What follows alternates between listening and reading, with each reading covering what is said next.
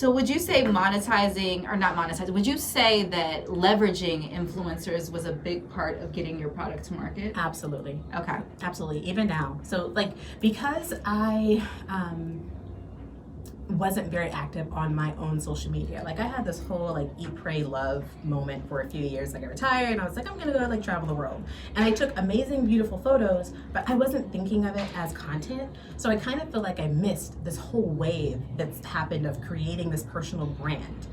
That meant that I didn't have a platform. Like I've seen, many people over the years that, started on Vine or, just started out telling jokes or authentically being themselves and sharing their stories. And over the years, they've been able to create this huge platform. And then they decided, you know what, I'm going to monetize it. I'm going to sell things.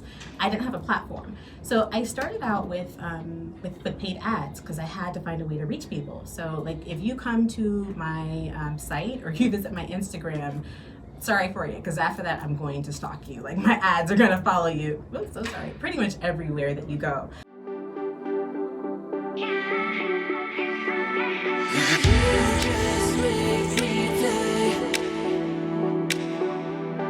So welcome back. Candice Adams is a Pepperdine MBA who recently launched Chic Geeks, a premium hardware company set up to make techies fashionable. When she launched, she went from 0 to 100 real quick. And we're going to jump into all of that. How are you doing, Candice? I am so well. Thank you for having me. It's an honor to be here. Thank you. I'm excited. So first of all, tell me about your background.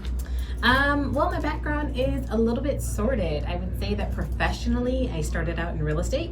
I sold residential properties, and then eventually I decided that I wanted to get into the big leagues, and I started selling commercial real estate. Once the huge downturn hit, one of my clients said, well, why don't you come work for me in wealth management? So I went to go work for the big banks and wealth management and financial advising, and I decided that entrepreneurship was more for me, so I circled right on background. What made you decide that you wanted to be an entrepreneur, though? It was something that I pretty much did all my life. So really young, maybe like 5, 6, 7, 8 years old, I used to go door to door and sell things that I purchased at garage sales. In high school, I would buy bulk candy and break it up and sell it and resell it at lunchtime. Right? Yeah, the hustle was on the I feel like that was the high school hustle in the 90s. Yeah, the caramel suckers, the right? that was totally me. So it's just always been in me. I've always been interested in the nature of business and how it works and how people make money and things that we could sell to meet people's needs. So the reason why I'm super excited to have you on here is because you understand marketing like I've never seen. Do I? Yes, you do, girl. I'm watching her, and I mean, I'm gonna let you explain it, right? But before we jump into all of your marketing and how you've been able to push this product so fast, let's talk about the product. Okay. So what exactly is Chic Geeks? Chic Geeks is a company that it's my company, and we design laptop cases and tech accessories to make your workspaces more inspiring and beautiful. I like this one right here. Yeah, it's nice and pretty. So basically, what got you inspired to do Chic Geeks, and why laptop cases first? Well, I am pretty geeky and nerdy. I like my tech, and I like my tech hardware.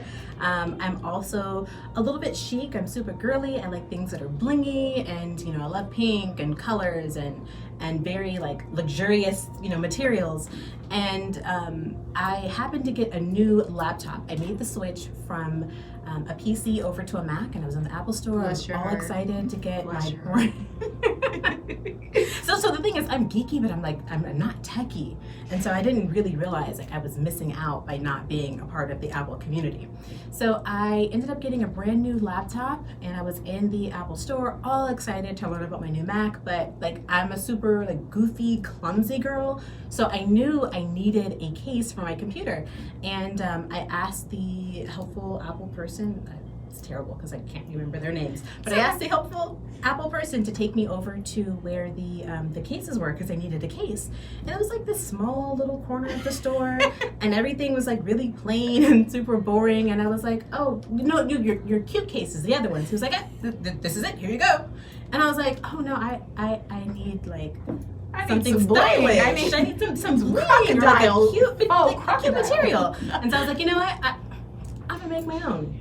And once I started the process of making my own, it became very clear to me really quickly that there had to be other girls and guys like me that wanted something stylish and fashionable too. So you started with the problem first, which was you wanted something fly, like you didn't want a naked laptop. It was really practical to me. Yeah, and then realized that like a lot of the market wanted something. So I actually discovered you randomly. I was on Etsy looking for this type of laptop case. Nice. Right? So I'm on Etsy. Glad to know there's a market. Right. There has to be a market, Right. because you have no company if there's no market. Right.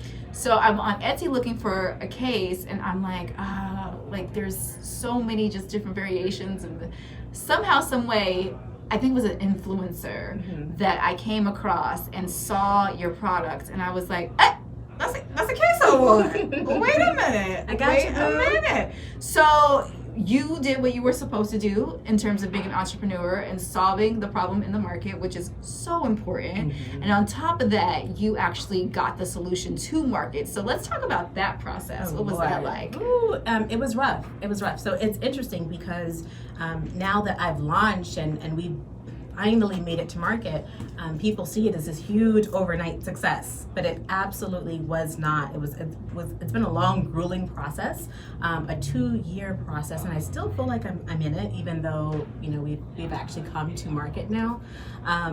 But manufacturing and sourcing materials and creating prototypes was new to me. I had done some manufacturing, not a whole lot, but getting everything just right. Apple has 9, when I started, Apple had 9 different computer specs. And so creating the prototypes for each one of those was a little bit difficult. Now they have introduced a new one with their new 13-inch MacBook Air, so that's a new prototype that I'm working on. Having things go wrong in the manufacturing process, because it's certainly not always a smooth process. Things don't always go as expected. What were some of those things that you were like, what? I mean, specs coming out completely wrong. I had entire production lines that I had to just completely consider a wash. I wasn't able to do anything with those when you're starting with scratch. Testing out different materials that weren't coming out right. Not every material works for cases. I wanted to make sure that they were not only beautiful, but they were functional. I wanted them to be, durable, to be able to actually protect your case and withstand all of our, daily, scrapes and scruffs and bruises and things that we put the cases through. So that whole trial and error and testing process, it was pretty grueling. So let's talk about the marketing aspects, because I saw you after the fact. So you'd gone through that. And then I was seeing Instagram stories, I was seeing social media influencers. You're constantly updating. Always what are those tips that you have for people who have gone to market, who've just gotten their product to market, in terms of getting it out there and making sure that they're getting customers? Well, I'm not sure that I'm the best person to give tips, because I am still learning. I am literally, I feel like, in this active crash course of social media. If you look at my personal social media, it's an absolute desert. But it doesn't matter. You're not selling that. It's about your business. I had to learn super quick. I have all this product that I produce, and so now I have to sell it. And so what I did was I put myself in the mind of a consumer, because I consume a lot. I came up in this generation where we watch YouTube, and I've spent hours watching people play with their cat and put on makeup and do their natural hair and make product recommendations to me. And I've probably spent a small fortune on things that I've seen other people introduce to me via Facebook and Instagram and overall social media. So I said, well, I have to reach out to the influencers that influence me and that influence my peer group and influence who I know my audience is. So would you say would you say that leveraging influencers was a big part of getting your product to market? Absolutely. Okay. Absolutely. Even now. So because I wasn't very active on my own social media. Like I had this whole like eat, pray, love moment for a few years. Like I retired and I was like, I'm gonna go like travel the world. And I took amazing, beautiful photos, but I wasn't thinking of it as content. So I kind of feel like I missed this whole wave that's happened of creating this personal brand. That meant that I didn't have a platform. Like I've seen, many people over the years that, started on Vine or, just started out telling jokes or authentically being themselves and sharing their stories. And over the years, they've been able to create this huge platform. And then they decided, you know what, I'm going to monetize it. I'm going to sell things.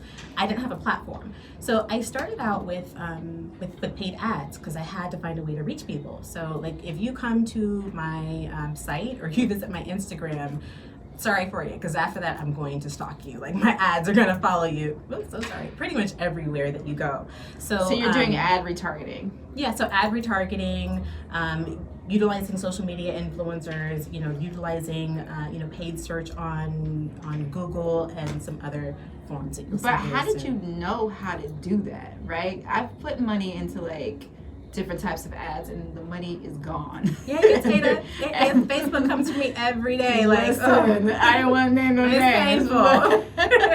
So how did you know how to leverage those advertising platforms? Okay, so this isn't my first business. It isn't my first merry-go-round. So I've had and currently have other businesses that I don't necessarily promote or talk about.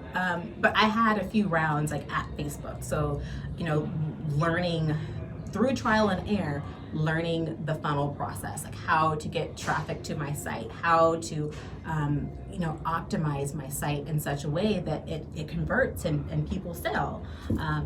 So the world of e-commerce is its own little tricky minefield. There are so many different psychological points that influences whether or not someone buys and whether or not someone adds a product to your cart and actually completes the sale. So I've actually had a few years prior to this of that school of hard knocks. So what are some of those? Like you said, you set up your funnel, Mm-hmm. you set up your ads. Tell us about that process. What does that look like? Okay. So, the first thing is that you want to ensure that you have a beautiful site that converts. You want to have great product photos so that people can, see your product. You want to have great descriptions, and you want to make sure that it's easily navigable. So you have to keep in mind what the user experience is. And the best way to do that is to think of yourself as a user. Also, test it out amongst your friends and amongst strangers. So in my, sales funnel, there are several different routes that I use, but I use Facebook and Instagram to target cold traffic, cold audiences that don't know who I am. And I use interest groups that are common to people in my audience. So for instance, I sell faux crocodile laptop cases and silk laptop cases and marble laptop cases and totally blinged out ones. So I'm marketing to men and women that are into beauty and that are into fashion and that are into tech and that are into entrepreneurship, which is probably, somewhat how we connected because tech and entrepreneurship because is you were retargeting right in that commas realm, and then to try and reach audiences that are a little bit warmer. That's where I engage influencers. So to reach out to an influencer, sometimes they're paid, sometimes they're not. Sometimes they're like, yeah, I'll take a case, I'll review it, and so that combination of seeing Chic Geeks on an Instagram story and then getting an ad about it and then going to the site and checking out the site and then seeing another ad, because we know it takes sometimes several touch points before you actually are willing to buy a product. We're super new, and so we're coming out of nowhere, and so some people don't quite trust us. They don't know the quality of our product, if we're going to be around. So continually showing them different ads that are relevant and having our product show up in their feed, whether it be an influencer or a friend of theirs or another customer, that's part of what helps the sales process for us. That is awesome. Those are great tips, and I really appreciate it because I know our audience, some of us are very new entrepreneurs, some have obviously gone to market and are scaling, but you need to know that. I think that's the biggest pain point when you're actually getting a company off the ground. You may have the best product in the world, but if nobody ever sees it, then what? Right. Yeah. So, It's like dead in the water. right, you're dead in the water. Super excited about that information. So, how can people find you or connect with you? You can find me at chicgeeks.com. That's ChicGeeks, chicgeeks.com. And then you can also find us on Facebook at you can also find us on Facebook at Chic Geeks or Instagram at chic.geeks. Beautiful. Thank you. Thank you so much for having me. Yes.